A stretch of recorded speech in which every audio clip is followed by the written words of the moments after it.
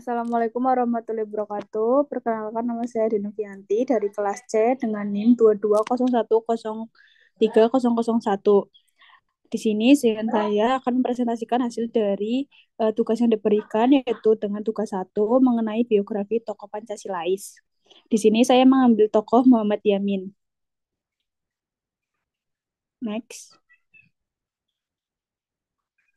Next. Pada bab pertama ada biografi tentang Muhammad Yamin. Next. Beliau dengan nama Prof. Muhammad Yamin S.H. Beliau lahir pada tanggal 24 Agustus 1903 di Sawah Lunto, Sumatera Barat. Dan juga beliau meninggal di Jakarta pada tanggal 17 Oktober 1962, dimakamkan di Desa Talawi, Kabupaten Sawah Lunto, Sumatera Barat juga, sesuai dengan kelahirannya. Next. Nah, sebab dari meninggalnya Muhammad Yamin itu, ia meninggal ketika ia menjabat sebagai Menteri Penerangan. Muhammad Yamin dianugerahi gelar Pahlawan Nasional pada tahun 1973 sesuai dengan SK Presiden RI nomor 008 1973.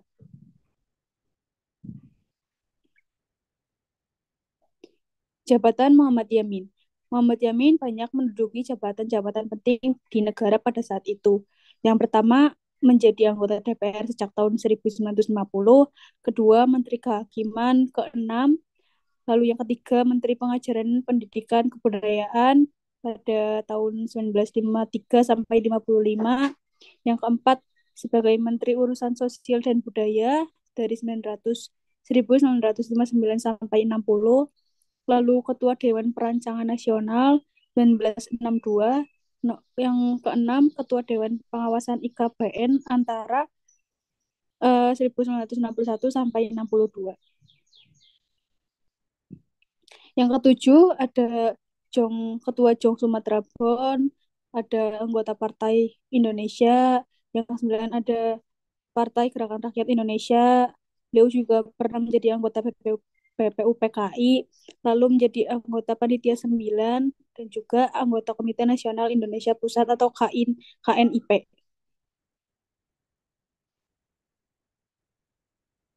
Yang kedua ada penghargaan Muhammad Yamin. Sini saya akan menyebutkan penghargaan yang pernah beliau dapatkan. Yang pertama ada gelar Pahlawan Nasional, terus Presiden RI, Bintang Mahaputra RI, tanda penghargaan dari Korps Polisi Militer sebagai pencipta lambang. Lalu ada tentang penghargaan dari Korps Militer sebagai pencipta lambang, yaitu Lambang Gajah Mada dan Pancat Dharma Korps. Dan juga ada tanda penghargaan Panglima Kostrad atas jasanya menciptakan petaka Komando Strategi Angkatan Darat. Muhammad Yamin juga merupakan anggota BPU PKI dan anggota Panitia 9, di mana akhirnya beliau berhasil merumuskan Piagam Jakarta. Piagam Jakarta ini merupakan cikal bakal dari dan merupakan dasar dari terbentuknya UUD 1945 dan juga Pancasila sampai sekarang. Yang kedua ada tentang bab pendidikan. Alur pendidikan Muhammad Yamin. Muhammad Yamin menempuh pendidikan dasarnya di Hollands Inlandse School atau HIS di Palembang. Muhammad Yamin melakukan pendidikannya di Algemene Middelbare School atau AMS Yogyakarta. Di AMS, Muhammad Yamin mulai belajar tentang purbakala dan berbagai bahasa mulai dari Yunani, bahasa Latin, dan bahasa Kai.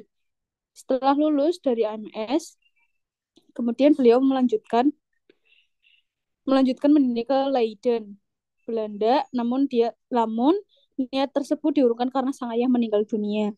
Beliau melanjutkan pendidikannya di Batavia, yaitu Sekolah Tinggi Hukum Jakarta.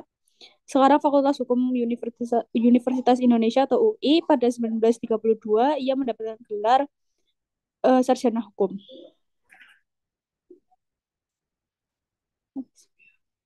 Jadi secara singkatnya tentang alur pendidikan dari Muhammad Yamin, yang pertama beliau sekolah di HIS, lalu menjadi guru sekolah menengah pertanian Bogor, sekolah dokter hewan Bogor, MS, lalu sekolah kehakiman di Jakarta. Yang ketiga ada tentang keluarga Muhammad Yamin.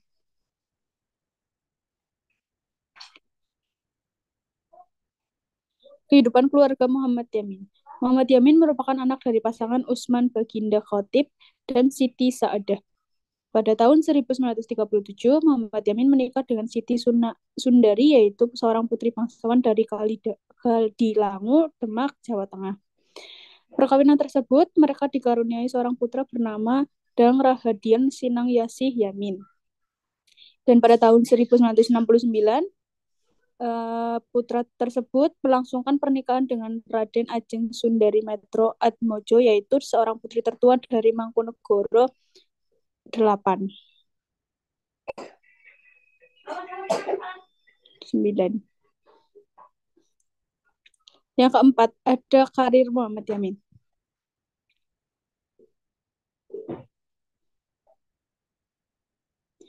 Perjalanan karir Muhammad Yamin, yang pertama di sini disebutkan pada tahun 1920-an Muhammad Yamin memulai karirnya di bidang kesusastraan dengan menjadi penulis. Kemudian pada tahun 1922 beliau muncul sebagai penyair dengan karya puisinya yang berjudul Tanah Air. Lalu pada 1928 pada tanggal 28 Oktober himpunan kedua milik Muhammad Yamin yang berjudul Tumpah Darahku muncul. Pada tahun yang sama, karyanya dalam bentuk drama dengan judul Ken Arok dan Ken Dedes yang berdasarkan sejarah Jawa juga muncul.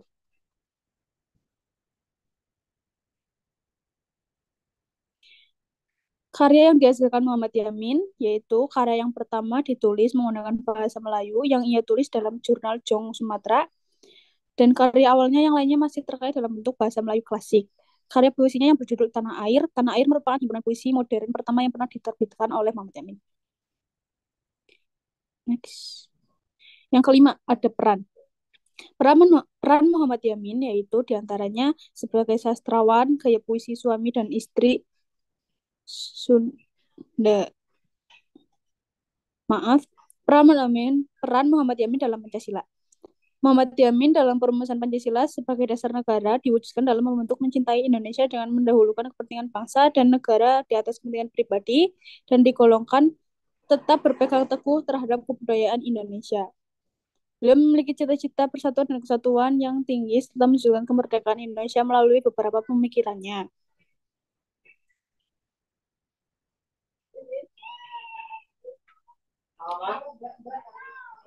Muhammad Yamin sebagai seorang bapak bangsa yang telah mencetuskan pemikirannya dan gagasannya dalam pembentukan konsep Pancasila tahun 1945.